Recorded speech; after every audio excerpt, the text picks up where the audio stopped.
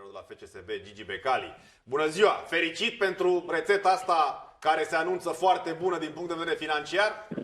Și asta e cel mai important. Mi-a spus Meme că el înainte a zis că și-ar dori Anderlecht și cu West Ham. Și primele două a tras Anderlecht și West Ham. Dar ca valoare așa nu prea Valoare ce? Ca valoare ce? Nu mai mi-e teamă de nicio echipă, asta e situația, acum merg ca la teatru, mă uit la fotbal. Important au fost banii 6-7 milioane, poate acum o să fie mai mult, e o rețetă mai bună, asta este important. Păi, apropo de bani, ei pot veni și dacă se întâmplă victorii în grupe și pentru asta trebuie să ai valoare, să te bați cu Anderlecht, cu West Ham United. O să vedeți. O să vedeți. Deci, practic, cum spuneți dumneavoastră, asta e pocta ce-am poctit. Adică v-au ieșit toate vara asta, era să spun primăvara. Exact, e ieșit mai bine de atât ce vrei.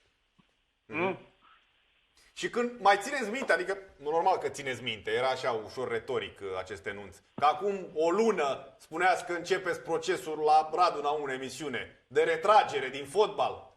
Vă aduceți aminte, nu? De câte ori am spus? Stai puțin. Stai puțin. În ce situație am? Dacă nu mergeți în Conference League, dar erați amărât, erați supărat, adică... Exact. Păi stai puțin, eram amărât, aveam, la ora aia, aveam deci 3 milioane minus banii lui Tănase, aveam încă vreo 1 milion de euro al lui Tănase salariu, că avea 30.000 pe lună, că trebuia să-i dau, deci 4 milioane. Mai sunt încă vreo 6-7 milioane care sunt acum, deci e diferență de 10 milioane. Păi discuți altfel când e vorba de 10 milioane de euro la tine în buzunar, decât la minus la tine câteva milioane, nu? Nu știe Viorel. Păi nu, păi tu știi?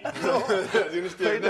Deci, practic, într-o lună ați făcut... Nu, adevărul că nu că vreau să... Dar nu vă dați seama, adică nemanevrând, nemanipulând banii, că nu-i manipulați banii, voi nu vă dați seama ce înseamnă 1 milion de euro. Voi doar spuneți 1 milion, 3 milioane, doar la Monopolis. Da, voi vorbiți, știi? Dacă e vorba că trebuie să-i dai sau să iei, că să iei, hai să-i spunem, că băi, nu iau, asta e, mi-ajunge ce am. Dar bă, când e vorba că trebuie să-i dai pe aia care îi ai, păi gravă treaba. Dar nu stătea averea dumneavoastră, avuția în milioanele astea, domnul Becali, ne știm de mult. Erați... Dar eu știu, dar nu stătea, nu numai că nu stătea. Mi-a ajutat Dumnezeu și anul ăsta, adică a mers și foarte bine imobiliarele. Dar problema e că Dumnezeu nu ți-i dă banii așa, hai bă, aruncă-i dai tu la fotbal, mă. Și nu poți, dar nu poți să faci. Dacă eram așa, nu stăteam liniștit. Eu tot timpul, știți, când am avut, tot timpul am avut bani. Dar tot timpul am fost cu capul, știți asta. Tot timpul știți că am luat măsuri și de economii, am tăiat, am făcut. Deci când a fost vremea de criză, v-am spus, nu trebuie să înghețe picioarele. Trebuie să stea piciorul sub plasă tot timpul. Da. Da, bun, dincolo de factorul ăsta financiar, am citit o declarație făcută mai devreme de dumneavoastră, că la anul grupele Champions League, adică vă interesează și factorul sportiv, ceea ce e de admirat, logic. După, dar toți, păi și sportiv, da, e vorba sportiv, dar e vorba tot banii până la urmă. Sportiv, dar banii, păi tot banii. Adică arată cum arată 1 milion de euro, domnul Becali, la 30 de milioane, nici nu vrem să ne gândim cum arată. La ce? Păi în Champions League, dacă vă duceți în grupe, 30 de milioane... Nu că în Champions League e mai mult de 30. Păi, am zis, am pus așa 30 de milioane, am zis. Păi vezi. Domnul Becali, dar a zis că luați 2 jucători, îi mai luați? Păi da, am zis că vreau să iau 2 jucători, dar trebuie să ia ei, nu știu eu. Deci Dică și cu Meme. Ei, adică eu nu știu la ora asta. Ei 2 propun și dumneavoastră decât dați bani. Da. Păi, bun, în privința unuia, toate drumurile sau zvonurile merg către Boli. E adevărat, nu? Păi da, cred că da, adică cred că da. Păi, și dumneavoastră Da, tratați da, cu da. istime, nu ei doi. Păi dar nu, Boli, nu e ușor de luat, nu e problemă. Da. Dar pentru a ajunge în grupele Champions League, trebuie să investiți serios să luați campionatul, să treceți preliminariile viitoare, adică de acum trebuie să, părerea mea, nu știu, și a oricăruia, cred, să faceți terenul propice pentru așa ceva. Păi, normal, dar eu zic că echipa deja adică suportul e bun. Adică avem suportul la ora asta, așa cred eu.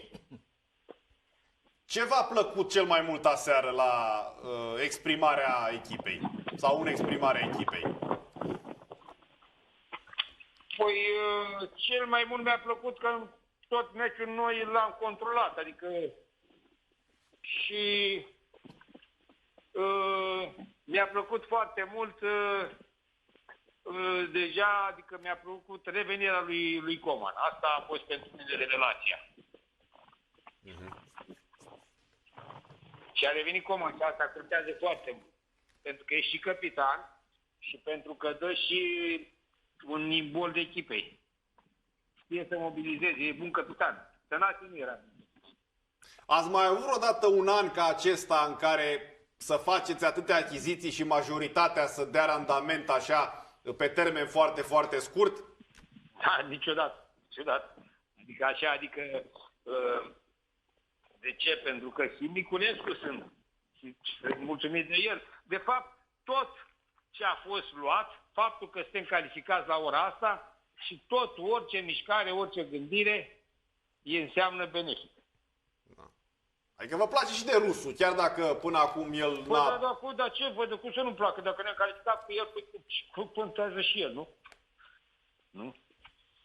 Și vă opriți la doi jucători sau credeți că lista aceasta se poate lungi? Pot fi 3, pot fi 4? Nu cred, că nu. Un atacant și un fundaș central. Că mijlocaș avem și așa prea mult. Ce se face cu